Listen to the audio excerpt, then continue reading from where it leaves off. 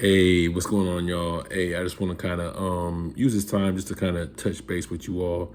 Trying to change things up a little bit, do things a little differently. I'm trying to get different sceneries and whatnot. But just today was kind of challenging or whatnot, and I'm just going to kind of speak to that challenging times that other individuals might have and some of the successes that I found in today. And I know we talked about deep work the other day. Just thinking about how we can maximize the time on that. And what I'm finding is that it works best if you use the time early, like doing the heavy lifting early.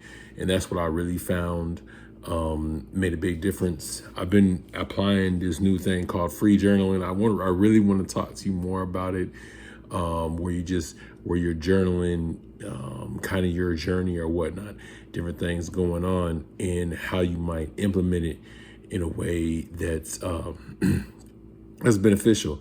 Taking those different notes and thoughts and times that may happen throughout the day that you want to kind of express. And one of the things that I kind of looked at and thought of was, how can I apply some of the theories that I've used before in the past?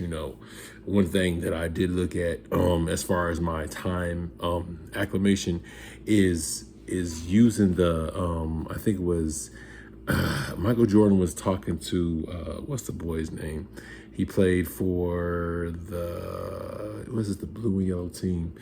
It wasn't Kobe. It was the Carmelo Anthony, right? And he was breaking up the time of what he could do stuff. And I'm trying to break down my day into quadrants, and what he told Carmelo Anthony, and that's how I'm approaching the same thing with my quadrants of my days and times with the waking hours or whatnot, is me goaling and getting certain things done within those times. So what he told Carmelo Anthony is as opposed to trying to score 28 points, find your place in the game or whatnot, just keeping a mental note, at least hit 7, however you get your 7 per quarter. And I'm thinking about like that, what can you do regarding content of getting your 1, 2, or 3 per quarter?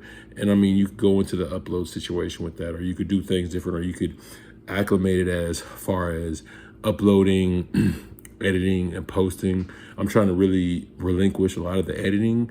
So I'm taking that in consideration. So that's something that you can do too, just to really kind of help with the heavy lifting of your day, and thinking about, as you're doing it, whether you're working, whether you're full-time content creating or whatnot, what time frames do you need to do things best? Do you do things best early in the day, or do you do things best certain times of the day? And then really trying to find those small gaps in time where you can actually steal time, like maybe filming in the car or filming while driving, putting yourself in that place. And that's a lot of different things that I'm doing. And I was man, bro, I was working on a video. I couldn't get the edit in the time, was all messed up. I was really looking at the Streamer University, and I'm gonna do a video on that. But I was looking at how things were going with that. There was a Twitch, so I'm not super familiar with Twitch, but from familiarizing myself and looking at how I can navigate that. So I was stumbling through that a little bit. And the videos are a little bit longer, so I speed through them and whatnot, but trying to extract the information from it to kind of disseminate it to you all in a way that will be beneficial. But just going through that, and that kind of, so like that's kind of going into the day, how my day kind of started off bad, per se, or whatever, or however person my day is. What did you do beforehand that kind of caused it? Like, a lot of people look at the final play where somebody fumbled or missed a shot or something like that. No. What happened 3 plays before that, a quarter before that, earlier in the game?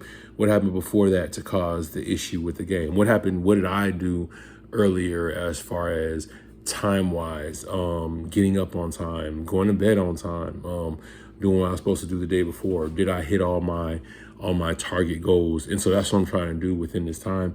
I'm trying to look, how can I do that? And I encourage you to do the same, as far as thinking about what makes sense for you to kind of hit those different type of goals. And align them as such so that they can so they can be those different type of things. So that's a lot of what I'm looking at.